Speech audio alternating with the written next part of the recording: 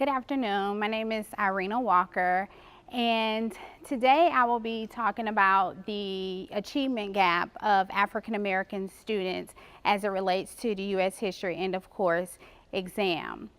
The state of Florida implemented the end of course exam, also known as the EOC, as a computer-based criterion reference assessment to determine students' level of achievement on the Next Generation Sunshine State Standards assessment.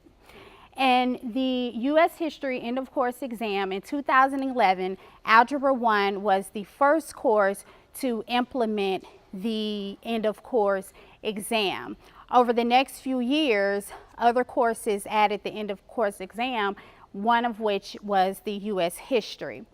So my study focused on race and race relations. This particular study examines the achievement gap of African American students compared to white students on the U.S. History End of Course exam. So I wanted to look at 10th grade students to get a baseline, and I focused on 3 different districts in the state of Florida to get a juxtaposition of the 2 different groups. And so I wanted to examine the north, central, and south region of the state to see if the results yielded the same. So in Orange County, the blue represents African American student scores, and the orange represents Caucasian or white student scores.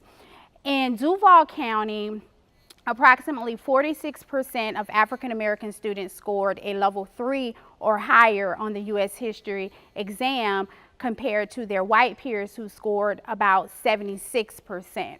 In Orange County, about 49% of African American students scored a level 3 or higher compared to their white peers who scored about 82.7%. And in Dade County, about 46.4% of African American students scored a level 3 or higher compared to their white peers who scored about 76.6%.